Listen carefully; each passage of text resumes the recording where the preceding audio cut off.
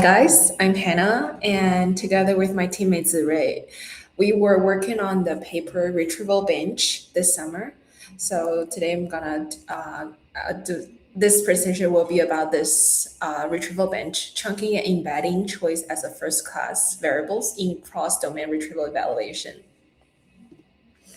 So let me start with the motivation. When people build a retrieval system, say for a RAG pipeline, they face two early, seemingly independent decisions.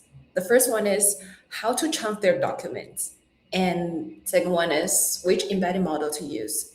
The conventional wisdom treats this as minor engineering choices. You pick a popular embedder, you pick a default chunk size, and then you move on. But we challenge that assumption. Our central claim is that chunking strategy and embedding choice are first class variables, meaning they have effects on retrieval quality that are large, interacting, and domain dependent, and therefore deserve the same rigorous control study we give to the model architecture or training data. The problem with existing retrieval benchmarks like BEIR is that they evaluate on a fixed corpus of atomic passages. They freeze the chunking decisions, so they cannot tell you anything about how much chunking matters related to embedding choice. And we designed the retrieval bench specifically to answer that question. So how is the benchmark structured? The key idea is to take the same source documents and index them under different segmentation policies, then retrieve with different embedding models. This isolates the two variables.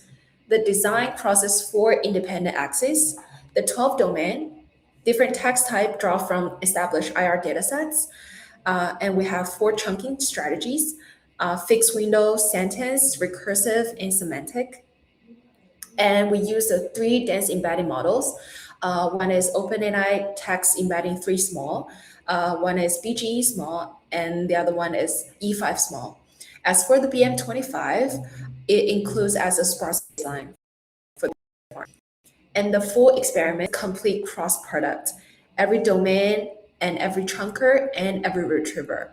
And that's what let us decompose how much of the quality variation comes from chunking versus from embedding. And we will come back to that decomposition in the metrics section.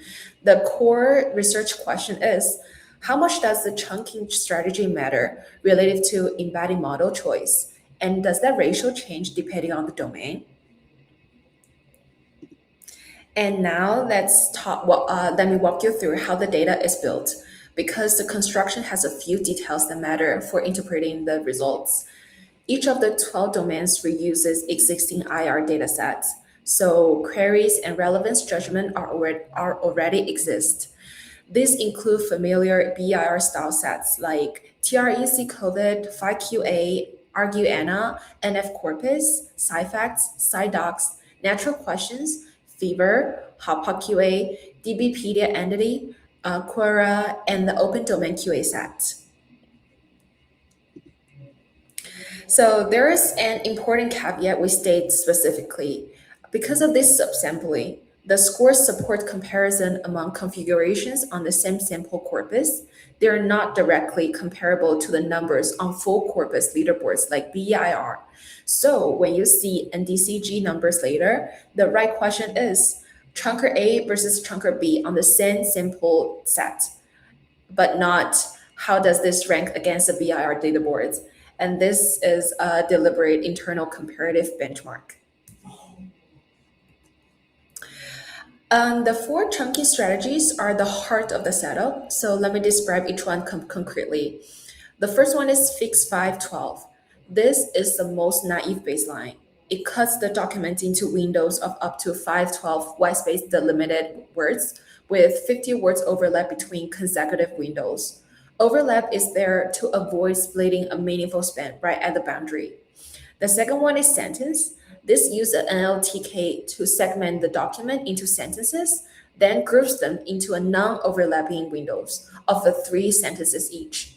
So chunk boundaries always align with the sentence boundaries, more linguistically meaningful than splitting the mid-sentence. And the third one is recursive. This is a hybrid two-level approach. It first splits a blank line paragraph boundaries. Then, for any paragraph that is still too long, it falls back to the sentence level splitting. And the idea is to respect the document's structure when it's available and degrade gracefully when it isn't. And the final one also is the most sophisticated one, is semantic. It greedily merges adjacent sentence as long as their cosine similarity stays at least 0.75. The intuition is sentences that are semantically close probably belong to together in one chunk. So the chunk boundary is placed where the meaning shift. Okay, note that boundary detection here uses OpenAI embedding model, and we flag this as a potential confound since the same model later also used as one of the downstream embedders. We will revisit it in limitations. And the key takeaway from this section is these four strategies span a spectrum from purely structured, like Fix 112, to purely semantic, like semantic chunking, with sentence and recursive sitting in between. The benchmark is essentially asking across this spectrum, where does it matter the most? So finally, how do we score retrieval? The primary metric is NDCG at 10. There's a subtle but important detail in the system retrieves the top 50 chunks, but relevance judgment are at the document level, not the chunk level. So we max pull the chunk score up to their parent's document, meaning each document score is each document score is the maximum score among all its chunks, and then evaluate the top 10 unique documents. This means that chunking can't artificially inflate a document by producing many high scoring fragments. One document gets one score, and all dense embeddings are L2 normalized and scored by inner product, which is equivalent to cosine similarity for normalized vectors. BGE and E5 also use their model-specific query and passage prefixes, which is the correct, fair way to use them.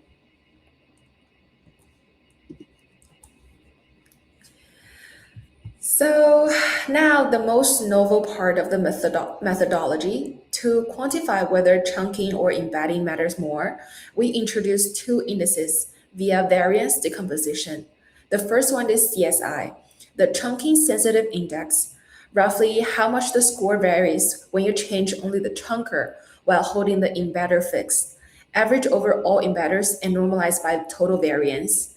And the second one is ESI, the embedding sensitive index, the mirror image, how much the score varies when you change only the embedder holding the chunker fix, average over all chunkers. So intuitively, if CSI is bigger than ESI, changing your chunking strategy moves quality more than changing your embedding model, and vice versa.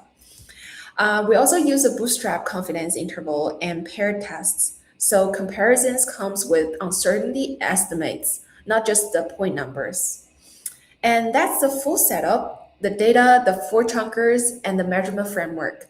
The natural question now is what actually happens when you run this?